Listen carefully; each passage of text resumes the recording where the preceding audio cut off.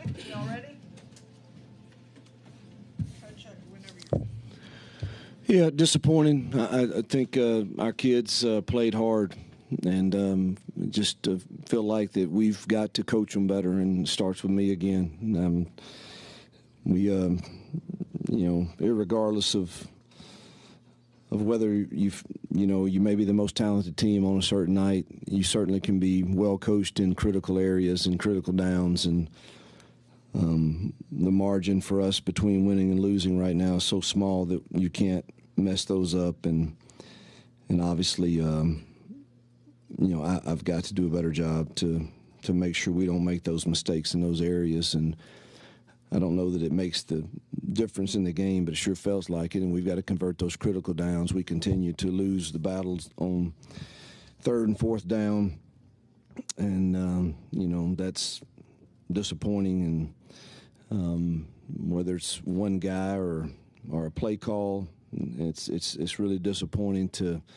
I felt like we had really good work this week, and I was excited about this chance. What a great crowd we had. It was an incredible night, and really felt like we would be in this game for the entirety. And it's just we couldn't, and we had our chances. Defense, got some stops against a very explosive offense, and offensively we kept shooting ourselves in the foot, it felt like, and they made some plays too, but some of it was of our own doing. So after the Cal game, you had talked about when switching quarterbacks in and out, you weren't super pleased with it during Cal, but we've still seen that moving forward the last couple of weeks, including tonight.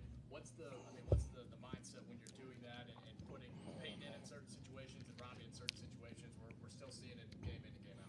Yeah, I don't think that had anything to do with the outcome of the game. I think they both had a really good package, and they both worked at times. And it'd be nice to have one for sure. But we're searching to see, what is the best avenue for us to go to win. And I still think, that Robbie should have a package. And I felt good about both of these packages tonight, and I think they both worked at times. But it was when you get into the third down area, we don't convert. Coach Freeze, on the third down specifically, play calling seemed to run the ball a lot on those third downs. Is that something that you guys just didn't have confidence in your ability to throw the football, or what was behind those decisions? Yeah, well, some of them, the first third down, we had a run. Most of those were RPOs, and they gave us a 5-man box, and you want to hand it off and try to block them, and they just beat us in twist games. We didn't feel like we matched up real well on their edge rushers on third down, and that showed kind of in the 2-minute drill. They were pretty good, and if we couldn't chip or something, we didn't feel real great about that, but we did feel good about running against a 5-man box with routes on the outside. So that's what most of those were. Coach, Auburn is on pace for the worst statistical season offensively they've had in 25 years. Had you anticipated that it would be this hard to get something going on offense? And Of course not. Are you still confident in your approach to play calling? I think everything is up for evaluation. It should be with the numbers we're putting up. You guys only had 6 pass attempts until midway through the fourth quarter. Just a combination of the 3 and outs, or what they were giving you, or kind of how did it work? Well, we wanted to get to the fourth quarter and shorten the game, and maybe that was the wrong approach. It felt like they were so explosive on offense that if we could get to the fourth quarter, we did feel like we could run the ball on them, and maybe it's the wrong approach. Again, everything you look at and second guess after a loss that you felt like you had a chance to win. So, but we need to stay balanced. But that has not. We've struggled to throw the ball consistently, no matter who's back there, and protect it and catch it. It did. And that would make me happy. Yeah, is that something you think you guys can do? Yeah, it appeared that we were better now. Again, it's a little different when they have a 2-touchdown lead and they're playing a little softer in coverage and not blitzing everything. So some of that can be skewed. But again, we got to look at see how many. I don't know how many plays our defense played tonight, but we need to look at that. And if us trying to shorten the game is not helping them any, we probably should try to pick up the tempo. It seems like a lot of some of the immediate takeaways you have from this loss are really similar to what you said after a lot of the previous losses too. What is the reason a lot of these same things keep happening over and over? I can't answer the exact whys. Combination.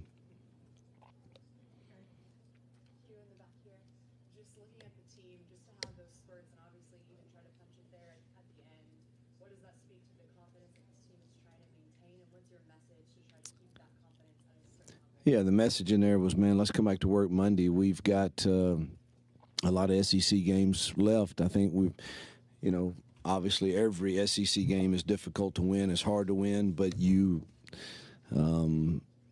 would have to probably say we've faced right in a row here some difficult ones, and all of them will be hard. So I'm certainly not saying that, but some of we've played the three, Georgia, LSU, and Ole Miss, I think are 3 top 10 offenses, and all ranked, and so that was a pretty tough stretch, and it's disappointing we didn't get a win out of 1 or 2 of those.